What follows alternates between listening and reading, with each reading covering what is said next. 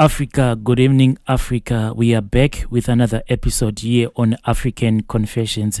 So, there is a message that I want to read out for you guys. Let me just find the message right here. It is quite a long message. Okay, the message reads like this. Hello, my brother. Can you please post for me as hidden identity? My brother Nashi, my story goes like this. I have a friend of mine which I met because we were also doing the same business. We became best of friends. We will go as far as Bulawayo to purchase our goods because both of us, we were into the business of buying and selling blankets. After this, we then started purchasing our goods in Messina because it was much cheaper there. But what would surprise me is that whenever we'd finish doing our purchases in Messina, when we'll have to return back to Harare, for a strange reason, my friend always will go to Bulawayo first. At first, it didn't make sense to me at all why she will go to Bulawayo with a lot of the stuff that we would have purchased in Messina, then come to Harare. My brother, if you hear that out there are ritualists out there, before you get an encounter with any ritualist, you will not understand what I am trying to tell you. So this friend of mine will then spend days in Bulawayo with their blankets and she will be at her Sangoma's place. After a stay in Bulawayo, her business will run very well. She will even sell her blankets even in the bus. Then sometimes she will reach Harare without any blankets at all.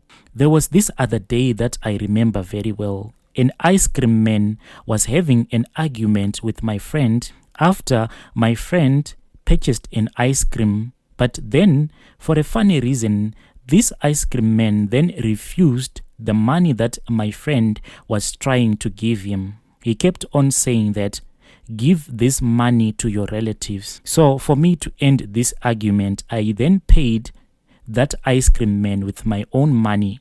And my friend was so angry that she threw the money on the ground. And I say that, lucky you have a lot of money that you throw money around. So I picked up that money, but I did not know that this money that I was picking up, it was a ritual money. I don't know how this ice cream man had seen or had felt. Maybe he had seen that this money that this lady, this friend of mine, wanted to give him was just ritual money. So when I arrived home, I placed that money in a small glass bottle where I kept all of my loose money. By that time, I was staying with my little sister who was still nursing a 2-month-old baby. So after I came back from Messina, all of a sudden, this child started to cry. The child cried the whole night, like the child was seeing something that was scary. Whenever the child would look at me, the child would cry. We tried everything to stop this child from crying. We tried to rub coarse salt on this child's body. We even tried to pray, but nothing happened. The child kept on crying. It was only at 6 a.m. that is when the child stopped crying and slept, but the child was so exhausted. That same night, me and my husband, we had a very big quarrel.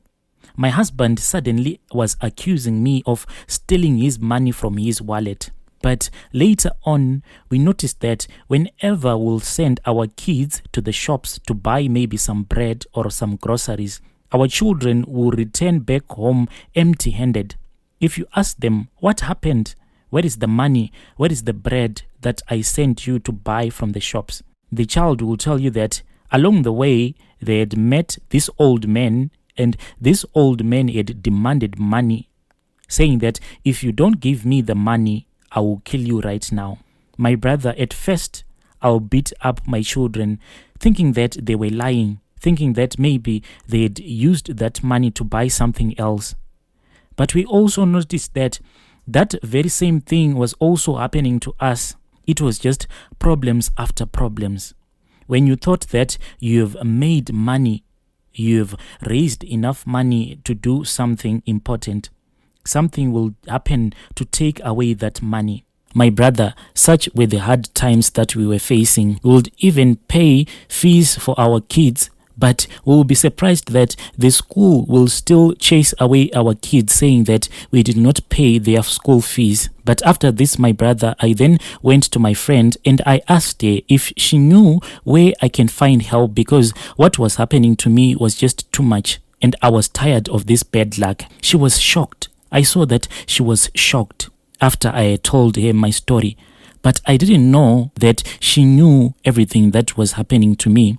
She then went with me to see a spiritualist, but she made a fool out of me, because to that spiritualist that she took me to, my friend and this spiritualist, they knew each other.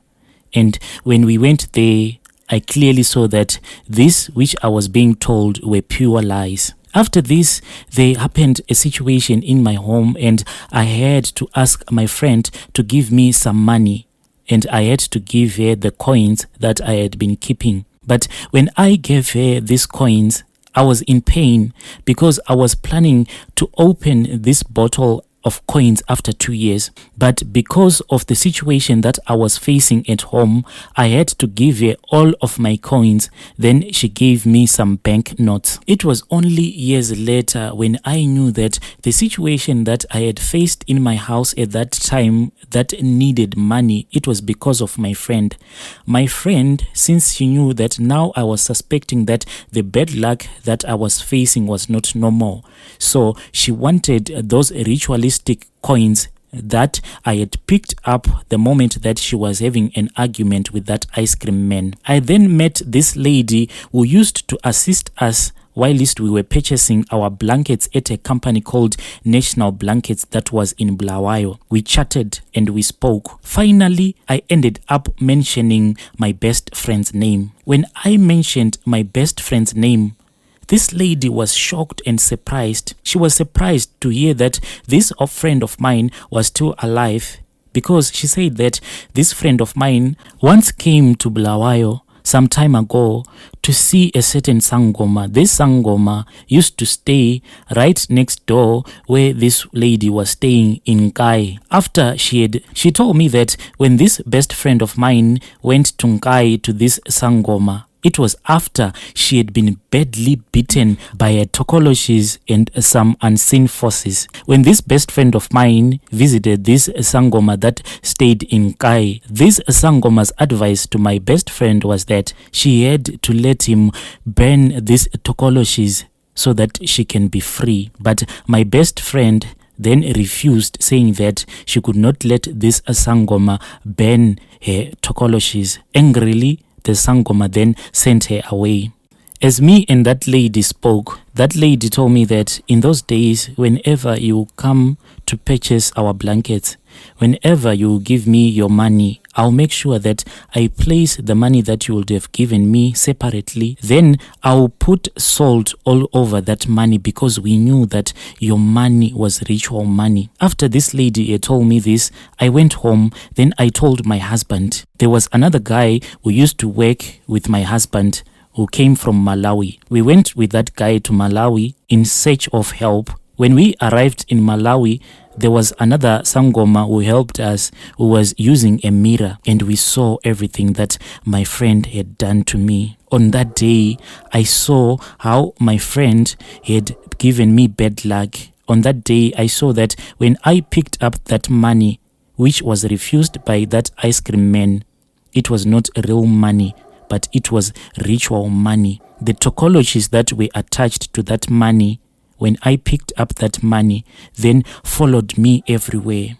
I was even carrying one tokology on my back. When I arrived home, that is what was making my sister's baby to cry the whole night. One of these tokologies had tried to suck the blood from my sister's child. That is when this child started to cry non-stop.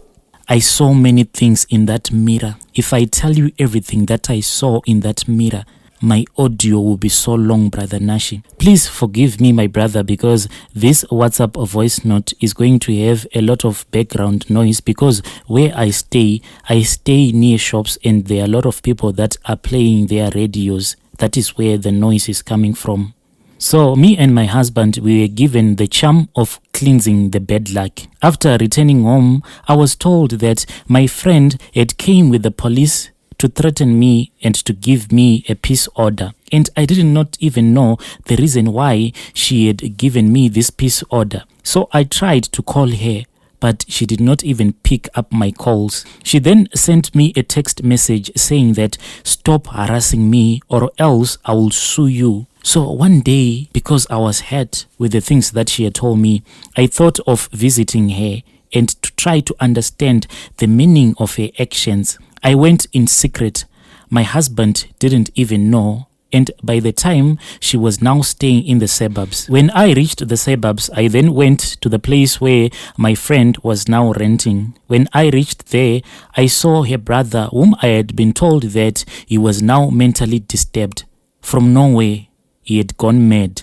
He was seated on the front lawn and he was the one who actually opened the gate for me. But at that time, I didn't know that this person that I was talking to was a dead person. I asked him if his sister was around, and he told me that his sister had gone to the village saying that there was a funeral right now at the village. I asked him who had died, and he said that ask my sister, she is the one who will tell you. Nashi, at that time, I didn't even know that the person that I was talking with right now, the people were at his funeral. But as I was talking with him, we were at the gate. I said to him, it is okay.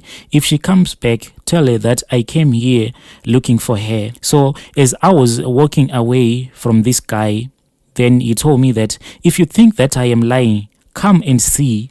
I don't even know what happened to me. I don't even know where I got the courage from. But I followed this guy into the yard and we entered the gate together. I followed him to the backyard. I was a bit afraid, but I kept on following him. When we were at the backyard, he then pointed at the washing line. What I saw on that washing line shocked me. I was in shock.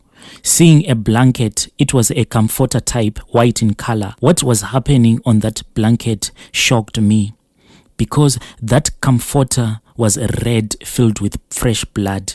And I could see that on that comforter, blood was dripping and drops of blood was falling to the ground. So my friend's brother then walked towards that blanket. When he started walking, that is when I noticed that he had a very big wound on his back and there was fresh blood that was flowing from his back. I noticed that it was as if he had been stabbed by the horn of a cow. That horn of a cow was right there on his back. When I saw this, I ran out of that gate because I was so afraid to see what was going to happen next. After I got out of the house, after I got outside of that gate, that is when I saw that my friend's neighbors were driving out of their yard. Then she stopped to say hi to me.